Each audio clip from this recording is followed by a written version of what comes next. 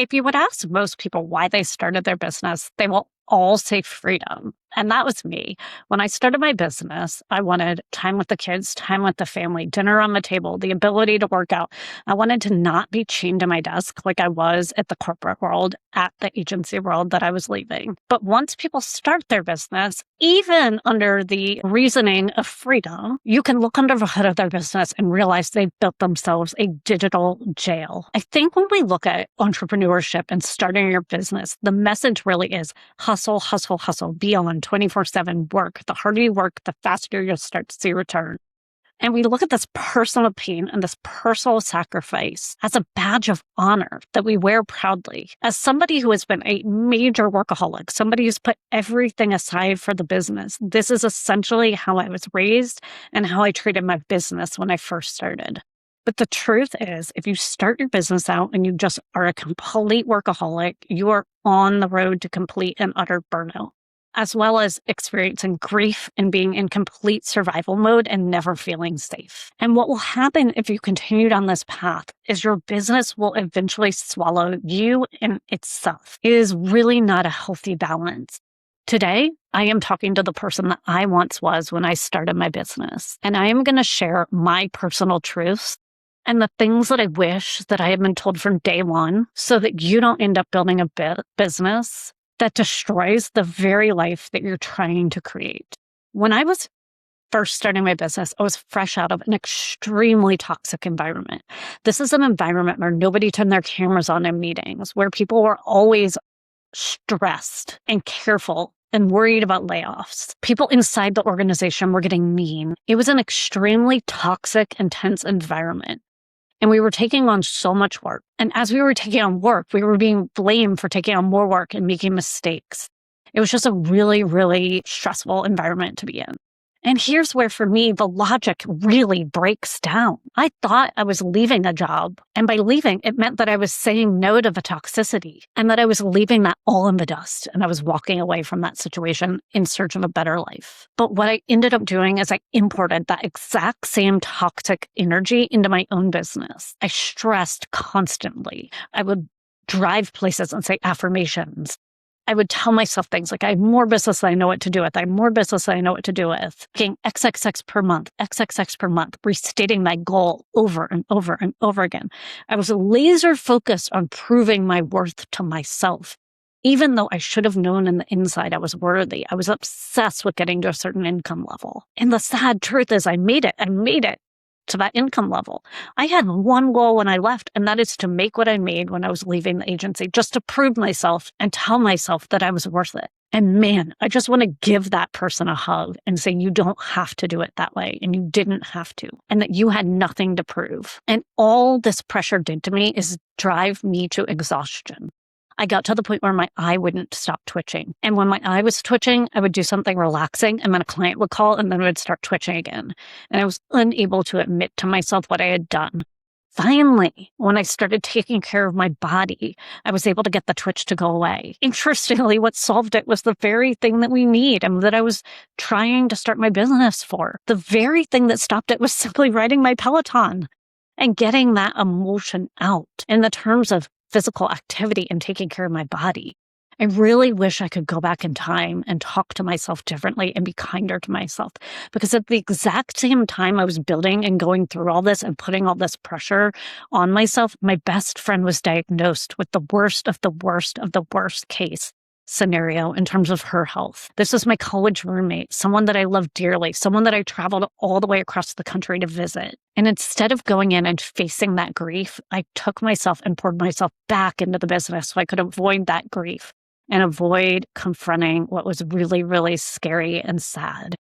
I used my business as a shell for the pain that I was going through. But a business built as an outlet for pain and PTSD and toxicity, it's always going to feel heavy because the foundation isn't purpose. The foundation was built on trauma. So to build a business that lasts, something that you love, something that you can continue to love, you have to shift your brain and your body from survival-based to more of a principle business driver. So you're driving from principle and a desire to help versus running away from something. And so in order to do this, I had to go through and break things down and make 3 big shifts for myself. And this is really what I did that helped me. And this is all based on my experience. And I've talked about this in previous videos, but really, really respect that transition period. You cannot possibly move from a high toxic, high pressure, not okay environment and be thinking clearly and move directly into entrepreneurship. Because what's going to happen is you're going to carry that sludge with you. You have to think about it this way. Rest isn't a reward for finishing your work. It's a prerequisite for doing good work and serving your clients. You have to be serving from a full place yourself. I also like to say my business isn't my therapist. My business should be born out of the genuine desire to help people, a genuine desire to solve people's marketing problems through Google Ads. That's my vehicle of choice. But having it be a distraction from the grief, it was just me working to hide the pain. And what happened is every business setback would feel like a personal crisis. And the thing you have to remember is your business will survive a day off, but your health and your well-being won't survive endless neglect. So one of the things that I really carry with me, and you can tell by my step count now and how I'm really, really putting my health first at this point, is whenever you're choosing between your body and your wellness and your business, you'll end up defaulting to business. But what you're doing is you're taking a high-interest loan in your future. The business will always be there. But your health, physical and mental, it's not always going to be there unless you do the steps to take care of yourself. I would also say you need to stop viewing yourself as a machine, especially a machine that operates at 100% capacity. That is essentially what it's like being an employee. You're a shovel that keeps digging, right? As long as you're billing, you're making the owner's money. But you're an owner now. And as an owner, you are essentially the engine of your entire business and enterprise. So these are the questions that I try to ask myself every single day as a business owner. Am I making this decision out of a desire to serve my end client, to help someone, to add value into the world? Or am I doing it out of an urgent need to escape something else going on in my life? Also, if I continued working at this pace for the next 3 years, would my health survive it? Man, that question, I just go, no. No, even now, there are areas in my business where I feel like I could pull back. And I wish I had known this when I started because I thought, well, eventually I'll get there. Eventually I'll get there. Eventually I'll get there. And I got there, but it wasn't sustainable. And then I broke it down and started to get there again. And it wasn't quite there. And so I keep just going and floundering to get really where I need to be. But then with the overarching transformation of me accepting the fact that that ebb and flow is normal, as long as I keep the consistent where I take care of myself, my body, my brain, and my spirit. And if you can't sustain it, no matter how much revenue you're bringing in, you're not being successful. So if you're like me and you're just starting or you want to start a business, the biggest thing I can tell you is go slow, take deep breaths, and be kind to yourself. If you start running yourself into the ground, feeling absolutely guilty every time you step away from your computer, not enjoying the long lunches, the walks outside, the things that you envisioned and the reasons why you started, then you're not setting yourself up for success. I want you to know none of this is your fault.